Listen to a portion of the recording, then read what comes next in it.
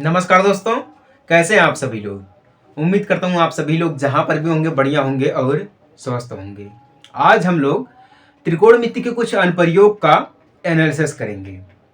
इस चैप्टर से आपको 2-3 क्वेश्चन जरूर एग्जाम में देखने को मिलेगा, जो कि हमारा इंपॉर्टेंट क्वेश्चन होने वाला है। ठीक ना।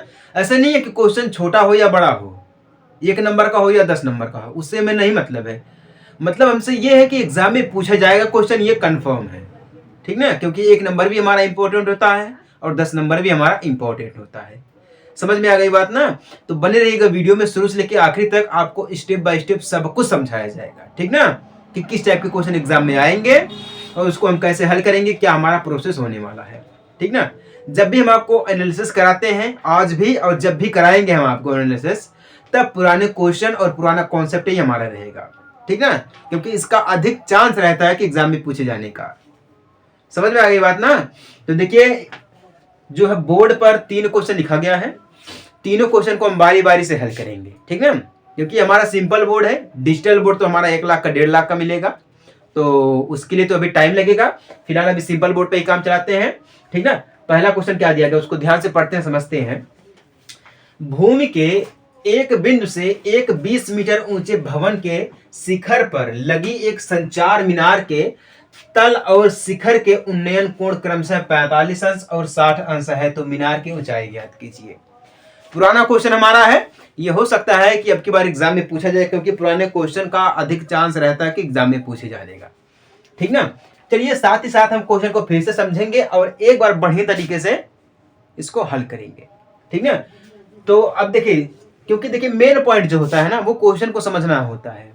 ठीक ना। अगर क्वेश्चन समझ में आ गया है तभी आप उसको हल कर पाएंगे। अगर क्वेश्चन नहीं समझ में आया है तो आप उसको हल नहीं कर पाएंगे, सीधी बात है। ठीक ना। और ये पुराना वाला क्वेश्चन है, 2018 का क्वेश्चन है। ठीक है, देखिए फिर से बोलते हैं। एक भूमि पर, ठीक ना, भूमि हमारी दी गई एक बिंदु से एक 20 मीटर ऊंचे भवन के शिखर पर लगी एक संचार मीनार के तल और शिखर के उन्नयन कोण क्रमशः 45 अंश और 60 अंश है। मीनार की ऊंचाई ज्ञात कीजिए। क्वेश्चन में ये बोला, मान लीजिए हमारी जो भूमि दी गई ये भूमि है। ठीक ना। इस बोर्ड को हम क्या मान लेते हैं, भूमि मान लेते हैं। ठीक ना। भूमि के एक बिंदु से 20 मीटर ऊंचे, यानी कि भूमि का एक बिंदु हम यहाँ पे ले लेते हैं, यहाँ पर। ठीक ना, 20 मीटर ऊंचे, इसकी ऊंचाई हम क्या कर देते हैं, 20 मीटर ऊंचे कर देते हैं। यानी कि भवन की ऊंचाई यहाँ पे क्या बोला है, 20 मीटर ऊंचे भवन के, यानी कि जो भवन की ऊंचाई होगी वो क्या होगी, 20 मीटर होगी। यहाँ पर हम इसको स्टॉप कर देते हैं। ये हमारा क्या हो गया, एक भवन हो गया। ठीक है, मान लीजिए कि हमारा एक भवन है। भवन तो हमारा लगभग में ऐसे ही रहता है। ठीक है, लेकिन इसको हम क्या मानेंगे, सिंपल तरीके से इसको हम पूरा का पूरा एक भवन मानेंगे। ठीक है, मेन पॉइंट जो मैं आपको समझा रहा हूँ। ठीक है, ध्यान से देखिएगा, क्योंकि एग्जाम में जब क्वेश्चन पूछेगा ना तो उतना टाइम नहीं रहेगा आपके पास कि क्वेश्चन को बढ़िया तरीके से समझ ले। ठीक ना, बस उसको करना है, जल्दी से जल्दी करना है। ठीक ना, उसमें टाइमर चलता है। जब भी एग्जाम होता है तो उसमें टाइमर चलता है। क्लियर ना। अब देखिए, भवन के शिखर पर लगी एक संचार मीनार, यानी कि इसके ऊपर एक क्या लगा है, संचार मीनार हमारा लगा। मान लीजिए कि हमारा ये संचार मीनार है। क्लियर ना, यहां से इस पॉइंट से लेकर इतना हमारा क्या है, संचार मीनार है। ठीक है, फिर क्या बोल रहा है, मीनार के तल और शिखर के उन्नयन कोण, यानी कि जो मीनार का तल होगा ये पॉइंट। क्लियर ना, यहां से लेके ये पॉइंट, और शिखर के उन्नयन कोण, शिखर यानी कि ये पॉइंट, शिखर का जो उन्नयन कोण है क्रमशः 45 अंश है और 60 अंश है। मीनार की ऊंचाई ज्ञात कीजिए। ठीक है, यहाँ पे जब भी हमारा कोण बनेगा तो अंश में बनेगा। तो एक बिंदु जब अगर हम यहाँ पे लेंगे, ठीक ना, एक बिंदु हम यहाँ पे लेंगे, इसको हम ऐसे करके मिलाएंगे। ठीक ना, ऐसे करके क्या करेंगे, मिलाएंगे। ठीक ना, क्या बोल रहा है, ये बिंदु को हम मान लेते हैं ए और इस बिंदु को हम मान लेते हैं बी। ठीक ना, ए भी हमारा बिंदु हो गया, इसको हम मान लेते हैं सी। ठीक ना, अगर हम यहां से इसको मिलाएंगे क्रमशः मीनार के, ठीक ना, भवन के, यानी कि यहाँ पे बिंदु जब हम मिलाएंगे तो ये जो हमारा कोण बनेगा वो कितने अंश का बनेगा, ये 45 अंश का बनेगा। क्योंकि उन्नयन कोण का मतलब क्या हो जाता है, जब भी उन्नयन कोण और अवनमन कोण में अंतर पूछेगा तो आप सीधे सीधे बता दीजिएगा। उन्नयन कोण का मतलब होता है जिसको हम नीचे से ऊपर देखते हैं। ठीक ना, यानी कि यहाँ पे कोण बन रहा है, यानी कि हम यहाँ से मान लीजिए हम ए बिंदु पर खड़े हैं, भवन की जो ऊंचाई दी गई, भवन की ऊंचाई दी गई लास्ट शिखर, यानी कि उसके आखिरी छोर को हम देख रहे हैं। तो यानी कि जब नीचे से ऊपर की तरफ देखेंगे तब हमारा उन्नयन कोण बनेगा। अगर हम यहीं से छत से इस बिंदु को देखते, यानी कि कोण ऊपर हमारा बनता, तब तो हमारा क्या होता, अवनमन कोण। कहने का मतलब ये है, क्षैतिज रेखा होती है ना, जैसे कि हम यहाँ पे खड़े हैं, यहाँ पे क्षैतिज रेखा बनी, क्षैतिज रेखा के ऊपर कहने का मतलब ये, अगर नीचे से ऊपर की तरफ हम देखते हैं तो उन्नयन कोण, और ऊपर से नीचे की तरफ देखते हैं तो अवनमन कोण। कहने का मतलब ये है, क्लियर ना, ये पॉइंट है। अगर हम इसको यहाँ से इस बिंदु से अगर हम इसको भी यहाँ से देखेंगे, हम मिलाएंगे तो ये भी हमारा एक कोण बनाएगा। कितने अंश का बोला है? 60 अंश का बोला। क्यों? क्योंकि बड़ा कोण है तो ये 60 अंश का बनेगा। कहने का मतलब ये है। और इस पॉइंट को, यानी कि जो मीनार की ऊंचाई, शिखर को क्या मान लेते हैं? डी मान लेते हैं। क्लियर ना, ये दिया गया। तो यहाँ पे जो भवन की ऊंचाई क्या दी गई? 20 मीटर। क्या दिया गया है? 20 मीटर दिया गया है। ठीक ना, ये हमें पता है। जो संचार मीनार की ऊंचाई हमें ये पता नहीं है, इसको हम क्या मान लेते हैं? यक्ष मान लेते हैं। इसको हम क्या मान लेते हैं? यक्ष मीटर दिया गया है। क्लियर ना। और ये भी जो यहाँ से हमारा पॉइंट दिया गया है, दूरी जो दी गई है, ये बिंदु से जो भूमि के बिंदु यानी कि शिखर का जो भवन का जो मेन बिंदु दिया गया है, यहाँ से दूरी जो ए बी की दी गई उसको हम क्या मान लेते हैं? वाई मान लेते हैं। क्या मान लेते हैं? वाई मान लेते हैं। अब चलिए यहाँ पे देखिए त्रिभुज हमारा क्या बनेगा? त्रिभुज ए बी सी में देखते हैं। ठीक है, ध्यान दीजिएगा। त्रिभुज ए बी सी में देखेंगे तो हमारा यहाँ पे क्या दिया गया है? बीसी दिया गया। ठीक ना, बीसी दिया गया, बटा में हम कर देते हैं वाई। वाई यानी कि हमारा ए बी हो जाएगा। क्लियर ना, बराबर 10 45 अंश। क्या हमारा 10 45 अंश क्यों हो जाएगा 10 45 अंश? क्योंकि हमारा हमने क्या लिया यहाँ पे है? लंब बटा में आधार। लंब बटा में आधार हमारा क्या होता है? 10 होता है, सभी को पता है। ठीक ना, तो 10, क्योंकि हमारा ये 45 अंश का है तो 10 45 अंश समझेंगे। क्लियर ना। चलिए, अब यहाँ तक समझ में आ गया सभी को? देखिए, क्वेश्चन को समझना सबसे बड़ी बात है, क्योंकि देखिए हम आपको पॉइंट टू पॉइंट समझाते चले जा रहे हैं। क्योंकि यही जो आपका 9 है और 12, 9 10 11 12 यानी कि जो चारों क्लास है ना, यही मेन क्लास आपका है। अगर आप टीचिंग लाइन में जाते हैं, ठीक ना, अगर आप 9 से 10 तक पढ़ाते हैं तो टीजीटी आपको देना पड़ेगा बीएड करके। ठीक ना, टीचिंग लाइन में जा रहे हैं। और वरना आपको आईआईटी क्रैक करना पड़ेगा। ठीक ना, बीटेक करना पड़ेगा, एमटेक करना पड़ेगा। क्लियर ना। तो ये सब जो डिग्रियां होती है, बीटेक होती है, एमटेक होती है, बीएड होता है, मास्टर डिग्री होती है। ठीक ना, ये सारी जो डिग्रियां होती है ना, ये 9 10 11 12 यही मेन होता है। इसी को आप समझ लिए हैं, इसी को बढ़िया तरीके से पढ़ लिए हैं, तो आप कितनी भी बड़ी डिग्री क्यों ना आप उसको हासिल कर सकते हैं, चाहे वो पीएचडी क्यों ना हो मैथमेटिक्स से। ठीक ना, बस आपको यही समझना है। इसलिए हम आपको बिल्कुल पॉइंट टू पॉइंट समझाते चलते रहे हैं, क्योंकि खास करके यूपी बोर्ड वालों को। ठीक ना, सीबीएसई में तो मान लीजिए इंग्लिश मीडियम से होता है, वहाँ पे अलग अलग पैसे वाले लोग होते हैं, पैसे वाले कोचिंग पढ़ा देते हैं। ठीक है ना, यूपी बोर्ड में थोड़ा दिक्कत हो जाती है। समझ में आ गई बात ना। तो त्रिभुज एबीसी में देखेंगे, यानी कि लंब बटा में आधार, यानी कि 10 45 अंश। ठीक है, अब 10 45 अंश का मान क्या होता है? 1 होता है। 10 45 अंश का मान क्या होता है? 1 होता है। ठीक है, तो बीसी हमारा क्या दिया गया? 20 मीटर है। 20, ए बी हम क्या माने हैं? वाई माने हैं, बराबर 10 45 अंश का मान क्या होता है? 1 होता है। क्लियर ना, 1 होता है। तो त्रिज्या गुणा कर देंगे तो वाई बराबर क्या आ जाएगा? गुणा कर देंगे तो 20 आ जाएगा। यानी कि वाई की जो वैल्यू आ गई वो कितनी आ गई? 20। वाई बराबर क्या मिल गया हमें? है 20 मिल गया है। क्लियर ना। अब देखिए हम आपको ये भी बताएंगे कि ये जो नंबर्स आ रहे हैं, ठीक ना, ये जो क्वेश्चन है ये कितने नंबर का क्वेश्चन हमारा है। ठीक ना, और कब पूछा गया था ये हम आपको कई बार बोले हैं, ये 2019 में क्वेश्चन पूछा गया था। ठीक ना, जब भी हम एनालिसिस कराएंगे तब पुराने क्वेश्चन और पुराना कॉन्सेप्ट समझ में आगे बात ना। बिल्कुल शुद्ध एनसीईआरटी रहेगा, क्योंकि एनसीईआरटी जो हमारी है ना वो हर जगह फैली हुई है। तो ऐसा कोई भी एग्जाम नहीं है जिसमें एनसीईआरटी का सवाल ना पूछा जाए, है कि नहीं है। ये समझ में आ गया कि नहीं समझ में आ गया? चलिए, बहुत अच्छी बात है। अब देखिए त्रिभुज एबीसी तो निकल गया हमारा। अब देखिए यहाँ पे जब हम देखेंगे, मेन पॉइंट यहाँ पे समझिएगा, जब हम बीडी को जोड़ेंगे, ठीक ना, जब बीडी को जोड़ेंगे तो हमारा यहाँ पे बनेगा बीसी प्लस सीडी। क्यों बनेगा? क्योंकि इन दोनों को जोड़ेंगे तभी तो हमारा बीडी बनेगा। ठीक ना, तभी तो हमें क्या मिलेगा? मीनार की ऊंचाई मिलेगी। मीनार यानी कि ये जो पॉइंट दिया गया तभी तो हम इसको निकालेंगे। क्लियर ना। तो इसको हम जब जोड़ेंगे तो बीसी क्या दिया गया? 20 दिया गया है। ठीक ना, प्लस सीडी क्या दिया गया? यक्स दिया गया। तो हम इसको ऐसे जोड़ देंगे 20 प्लस यक्स, यानी कि 20 प्लस यक्स। अब हम देखेंगे त्रिभुज ए बी, ठीक है, डी, ए बी डी में। ठीक ना, ए बी डी में देखेंगे, जब ए बी डी में देखेंगे तो हमारा बी डी हो जाएगा। क्या हो जाएगा? बी डी बटा में ए बी हो जाएगा। क्या हो जाएगा? बी डी बटा में ए बी हो जाएगा। तो बी डी बटा में ए बी बराबर, अब यही प्रोसेस हमारा है, यानी कि लंब बटा में आधार है। तो लंब क्या हमारा दिया गया? 10 60 अंश। क्या है 10 60 अंश दिया गया है, ठीक ना। तो बी डी क्या दिया गया, हम उसको जोड़े हैं 20 प्लस यक्स बटा में 20 बराबर 10 60 अंश का मान क्या होता है, आप सभी लोग एक बार बताइए, कमेंट में बताइए कि 10 60 अंश का मान क्या होता है, एक बार फटाफट से, ठीक ना।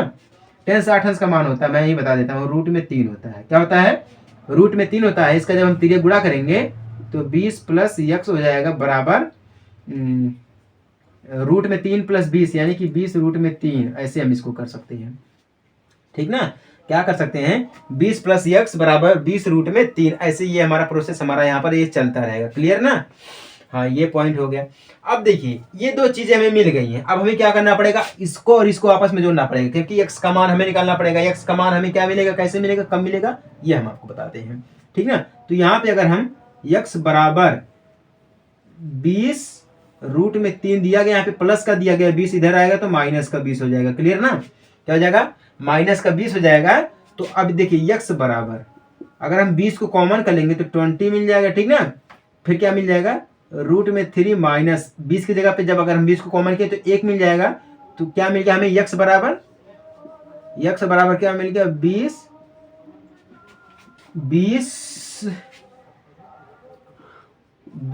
ब्रैकेट में रूट में 3 माइनस 1, यानी कि जो पूरी मीनार की ऊंचाई, यानी कि मीनार की ऊंचाई जो होगी, यानी कि बी डी पूरा मीनार की ऊंचाई यहाँ ले लेते हैं, ठीक है, क्योंकि पूरा मीनार का ऊंचाई हो जाएगा ना, मीनार की ऊंचाई और संचार की दोनों हो जाएगी। तो हमें क्या निकलना, सिर्फ मीनार, यानी कि डीसी, क्या डीसी बराबर, यानी कि x रखें तो x की वैल्यू क्या हमें मिल गई है, 20 रूट में 3 माइनस 1, ये हमें मिल गई है डीसी, यानी कि मीनार की ऊंचाई, जो भवन के ऊपर हम मीनार को स्थगित किए हैं, मतलब रखे हैं, उसकी ऊंचाई हमें मिल गई है। एक बार आप लोग जरा देख लीजिएगा क्या है, कैसे है, ठीक ना। और ये जो क्वेश्चन दिया गया है ना, ये क्वेश्चन जो हमारा है ये 4 नंबर का क्वेश्चन है। कितने नंबर का है, 4 नंबर का क्वेश्चन है। मैं इसको यहाँ पे लिख दे रहा हूँ, ठीक ना। 4 नंबर का क्वेश्चन है और बिल्कुल जबरदस्त है। समझ में आया कि नहीं समझ में आया आप सभी लोगों को। देखिए ऐसे जो क्वेश्चंस होते हैं ना, वो यूपी बोर्ड में अक्सर पूछे जाते हैं, ठीक ना। ये क्वेश्चन पूछा भी गया था 2019 में क्वेश्चन है ये। अगर ये क्वेश्चन आपसे एग्जाम में नहीं पूछेगा तो बिल्कुल समझ लीजिएगा अंतर क्या होने वाला है। जो मीनार की ऊंचाई दी गई है, ठीक ना, कोण दिया गया है, बस यही कुछ बदलेगा, ज्यादा कुछ नहीं बदलेगा, बस इतना ही बदलेगा जब भी बदलेगा तो, ठीक ना।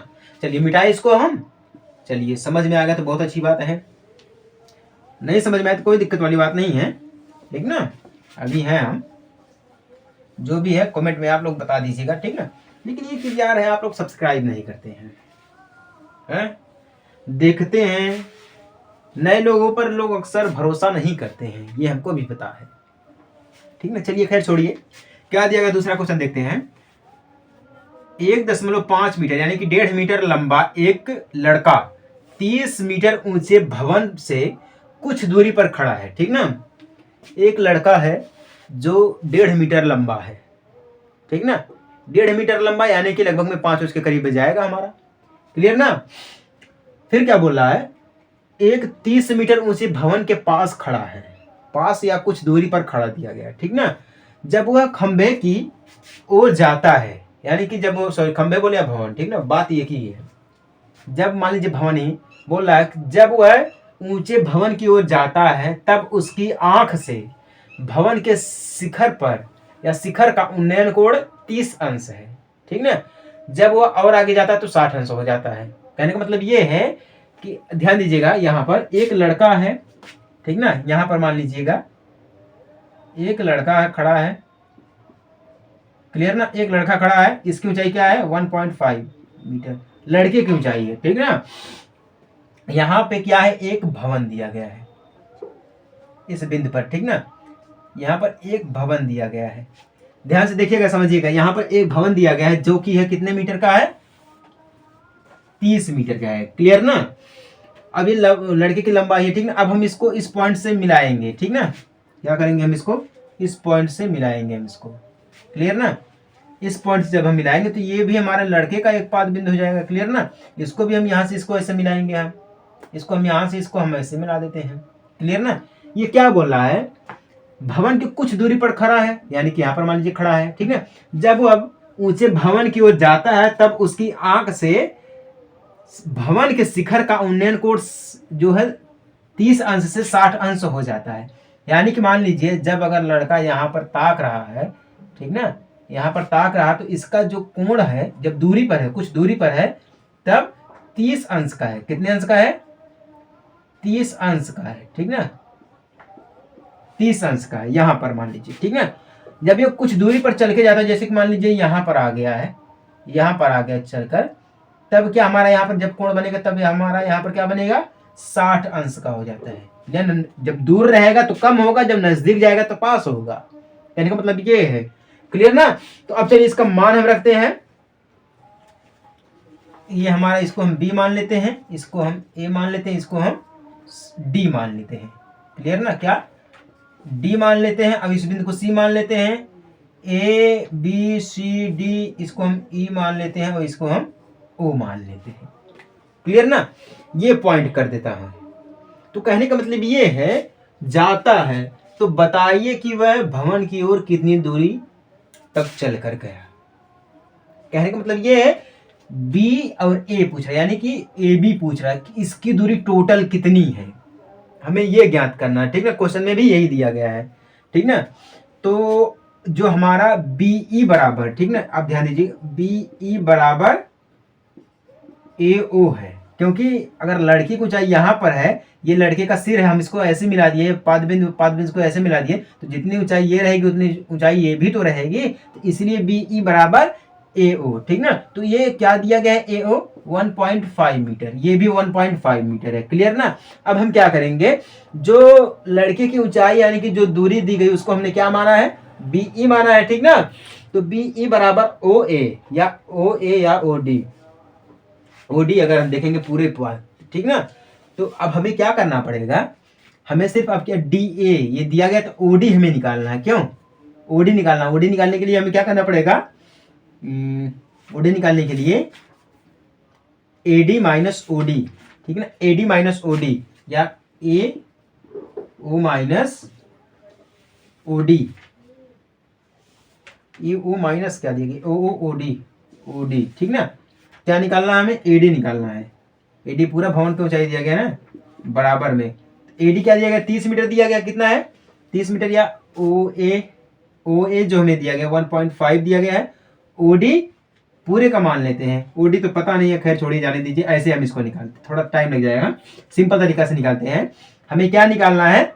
ओडी दिया गया है, ठीक ना, पूरा निकालना है। ओडी को पूरा हमें निकालना कि ओडी हमें पूरा कितना मिलेगा। ठीक ना? तो इसके लिए हम क्या करेंगे, ओडी बराबर ए ओ माइनस ए डी, ऐसे निकालते हैं। तो ओडी बराबर, ठीक ना, तो ए ओ क्या दिया गया है 1.5 माइनस ए डी क्या दिया गया 30 पूरे भवन का, तो बराबर कितना हो जाएगा 28.5 मीटर। कितना हो जाएगा 28.5 मीटर। ये क्या मिल गया हमें? एडी मिल गया। ठीक ना? टोटल एडी तो दिया ही गया भैया, एडी दिया गया है, ठीक ना, एडी दिया ही गया है। ओडी हमें निकालना था, ओडी तो ओडी पूरा दिया गया, पूरे में से करके माइनस को घटाएंगे तो एडी ही मिलेगा। क्लियर? हाँ, एडी बराबर इतना आया है। ठीक ना? एडी बराबर इतना आया है क्योंकि वो दिया ही गया है। ठीक ना? तो एडी बराबर पूरा एडी का मान दिया गया है। क्लियर ना? तो हम यहाँ लिख देते हैं एडी बराबर 28.5 मीटर। क्लियर ना? ये पॉइंट मिल गया। अब हम देखेंगे त्रिभुज ए बी डी में, किसमें? ए बी डी में देखेंगे। जब ए बी त्रिभुज ए बी डी में देखेंगे तो उसके लिए क्या करना पड़ेगा, जो दिया गया है एडी बटा में बी ए, ठीक ना, एडी बटा में बी डी, एडी बटा में बी डी, एडी बटा में बी डी। क्लियर? हाँ, ठीक है, एडी बटा में बी डी बराबर क्या 10 अंश है, 10 अंश। तो एडी हमने क्या मिला हमें है, ऐसे देख लेते हैं, एडी बटा में बी डी बराबर 10 अंश का मान क्या होता है? 1/√3 होता है। क्या होता है? 1/√3 होता है। 1/√3 हो गया है। इसका जब हम तीरे गुणा कर देंगे तो BC बराबर क्या मिल जाएगा? AD√3, तो BC बराबर क्या मिल जाएगा? AD क्या हमें मिला है 28.5√3 मिल जाएगा। क्या मिल जाएगा? 28.5√3। जो हमें क्या मिल गया? BC मिल गया। क्या मिल गया है? BC, सॉरी BD है। बी डी 28.5 रूट में 3, ये पॉइंट हमें मिल गया। क्लियर ना। अब हम देखेंगे त्रिभुज ए बी डी में हमने देख लिया है, ठीक ना। अब हम देखेंगे त्रिभुज ए सी डी में, ठीक ना। A C D, A B C D में, ऐसे देखें ए बी डी में, A B D A C D में, ए सी डी में फिर भी वही पॉइंट, हम इसको क्या मान लेते हैं, यक्स मान लेते हैं। क्या दिया गया है, हमने कुछ माना है, नहीं माना है, कोई दिक्कत वाली बात नहीं है, ठीक ना। यहाँ से ये पूरी दूरी को हम यक्स मान लेते हैं, कोई दिक्कत वाली बात नहीं है। अब हम इसमें देखेंगे, अब हम देखेंगे तो हमें क्या मिलेगा, ए डी बटा में सी डी, क्या मिलेगा, ए डी बटा में सी डी मिलेगा, ठीक ना। तो ए डी बटा में सी डी बराबर 10-60 अंश, 10-60 अंश। ऐसे क्वेश्चन रहते हैं तो थोड़ा टाइम और वक्त लगता है, क्योंकि जो क्वेश्चन होते हैं ना थोड़ा कंफ्यूज करने वाले क्वेश्चन होते हैं। क्लियर ना। तो एडी क्या दिया गया है, एडी 28.5 रूट में 3, सी डी पता नहीं, खैर छोड़ी जाने दीजिए। सी डी बराबर 10-60 अंश का मान रूट में 3 होता है। क्लियर ना। तो इसका तिरिया गुणा कर देंगे हम, तो सी डी बराबर 28.5 रूट में 3 बटा में रूट में 3, ये हमें इतना मिल जाएगा। क्लियर ना। अब ये दोनों जब मिल गया है तो अब हम इन दोनों को आपस में घटा देंगे। क्या करेंगे, घटा देंगे, तो पूरा का पूरा हमें ये प्राप्त हो जाएगा। क्लियर ना। पूरा का पूरा हमें ये प्राप्त हो जाएगा। तो हमें क्या, पहले हम क्या करेंगे, बीसी माइनस एसी करेंगे। क्लियर ना। बीसी हमें पूरा निकालना है, बीसी को हम क्या मान सकते हैं, यक्स मान सकते हैं।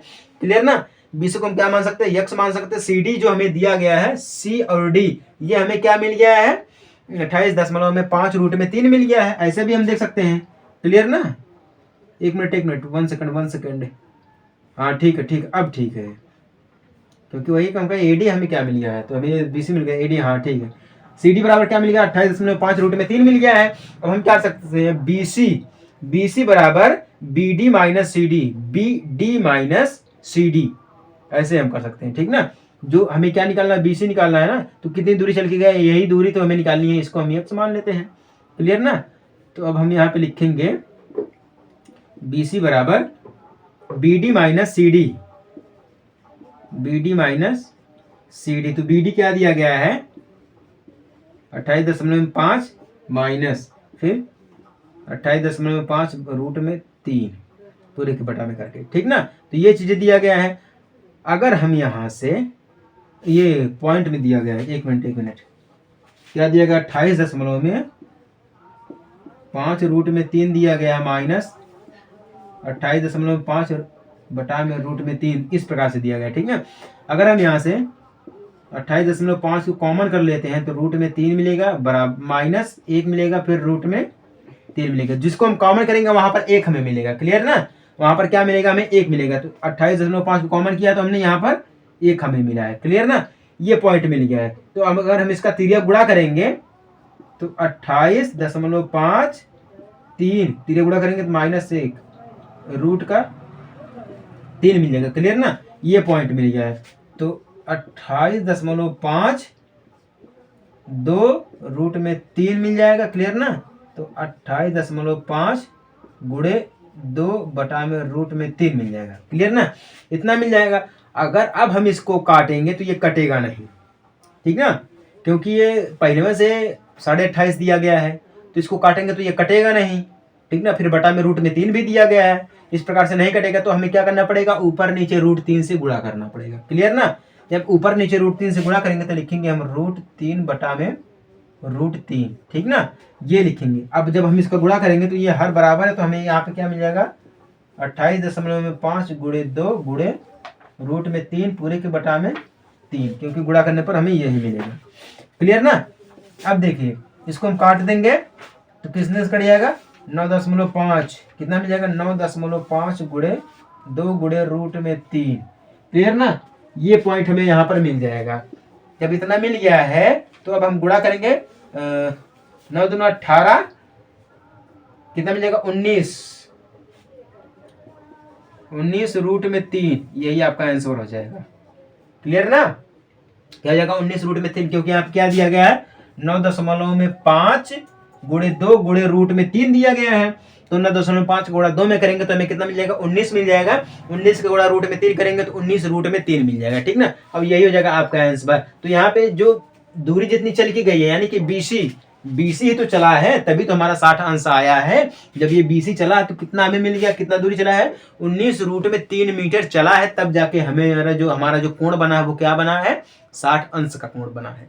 समझ में आ गई बात ना। तो थोड़ा लंबा जब क्वेश्चन रहता है ना, तो इसमें देखिए अब नीचे जगह भी कम है कि नहीं, ऊपर भी जगह कम है, तो क्या करना पड़ेगा, हमें इतने में ही तो एडजस्ट करना पड़ेगा, समझना पड़ेगा, ठीक ना, क्योंकि एग्जाम है आपका बोर्ड वाला। ऐसा नहीं मतलब कि कुछ भी कर देंगे समझा देंगे, ऐसी बात नहीं, टाइमिंग भी देखी जाती है, ठीक ना। तो ABD में देखेंगे, फिर ACD में देखेंगे। जिस प्रकार से हम आपको फिगर के अनुसार समझाए हैं, आकृति के अनुसार समझाए हैं, उस प्रकार से आप देखेंगे तो आपके लिए काफी बेहतर रहेगा। समझ में आ गया कि नहीं, बात समझ में आई है? यहां तक अगर समझ में नहीं आई तो कोई दिक्कत वाली बात नहीं है, एक बार चेक करिए समझ में आया कि नहीं समझ में आया है। हमारे हिसाब से तो आपको पॉइंट टू पॉइंट समझ में आना चाहिए, ठीक ना। आप एक बार फिर से भी ट्राई कर सकते हैं, ठीक ना, कोई दिक्कत वाली बात नहीं है।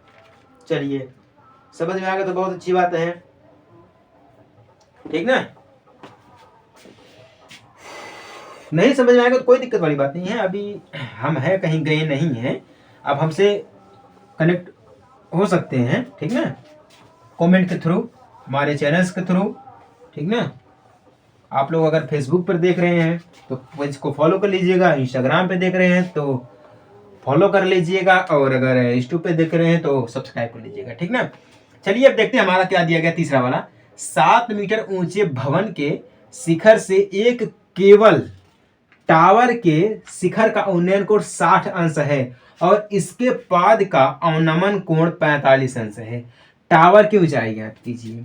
ये जो हमारा दूसरा क्वेश्चन था, ये 6 नंबर का क्वेश्चन था, क्लियर ना, 6 नंबर का क्वेश्चन था। इसको मैं हटा देता हूँ क्योंकि जो है जगह कम होने के कारण हमें इसको हटाना पड़ रहा है। बाकी तो आप ये समझ ही चुके हैं ना, कोई दिक्कत वाली बात नहीं है, समझ चुके हैं तो क्या दिक्कत है, ठीक ना। देखिए 7 मीटर ऊंचे भवन की ऊंचाई पूरी यहाँ पे हम दिखा देते हैं आपको। एक भवन दिया गया है इतना ऊंचा, ठीक ना, इतना ऊंचा एक भवन दिया गया है। शिखर से एक केवल टावर के शिखर का उन्नयन कोण, ठीक ना। यहाँ पे देखिए, इसको हम मान लेते हैं, थोड़ा छोटा कर देते हैं, ठीक है, यहाँ पर इसको भवन को बना देते हैं। ये देखिए हमारा एक भवन है, ठीक है, इसके ऊपर एक टावर लगा गया है, टावर है, जो टावर का उन्नयन कोण यहाँ पर हमारा एक भवन है, ऐसे बनेगा, ये भवन है, भवन के ऊपर लगेगा, ये जो हमारा यहाँ पर कोण बनेगा यहाँ पर, ठीक ना, उन्नयन कोण कितने अंश का है, 60 अंश का है। और इसके पाद का अवनमन कोण, यानी कि पाद यानी कि ये पॉइंट जो दिया गया, ये पॉइंट, ठीक ना, यहाँ पर जो बिंदु आएगी ये हम इसको बोलेंगे पाद, जहां पर कोण बनेगा उसको हम बोलेंगे पाद बिंदु, ठीक ना। तो कितने अंश का बोला, 45 अंश का अवनमन कोण। अवनमन कोण का मतलब क्या होता है, अभी हम आपको बताए हैं कि जब हम ऊपर से नीचे की तरफ देखते हैं, तो यहाँ से ऊपर है ये पॉइंट, ऊपर तो नीचे की तरफ देखेंगे ना, तो हम इसको यहाँ से ऐसे मिलाएंगे, यहाँ से क्या करेंगे, इसको हम ऐसे मिलाएंगे, ठीक ना। तो अब ये जो बनेगा हमारा, ये 45 अंश का, कितने अंश का, ये 45 अंश का, और ये भी हमारा 45 अंश का, कितने का बनेगा, 45 अंश का। तो टावर की ऊंचाई ज्ञात कीजिए, यानी कि ये पॉइंट दिया गया है, क्लियर ना। तो हम इसको यहाँ पे लिखेंगे पॉइंट A B, ठीक है, उसके बाद हम पॉइंट C D ऐसे करके लिखेंगे, C इसको हम कर देते हैं, इसको हम E कर देते हैं, इसको हम D कर देते हैं, क्लियर ना। तो भवन की ऊंचाई कितनी है, 7 मीटर दिया गया है, 7 मीटर हो गया है, ठीक ना। BC को हम क्या मान लेते हैं, यक्स मान लेते हैं, DE को हम क्या मान लेते हैं, यच मान लेते हैं, यच मीटर, DE को यच मीटर मान लेते हैं, क्लियर ना। तो हम एक बार देखेंगे त्रिभुज AED में, किसमें, AED में या ABCD में देखेंगे, ऐसे इस प्रकार से देखेंगे हम, क्लियर। तो DAC में ऐसे त्रिभुज DAE इसमें देखेंगे हम, तो हमें क्या मिलेगा, DE बटा में BC या AE, क्या मिलेगा,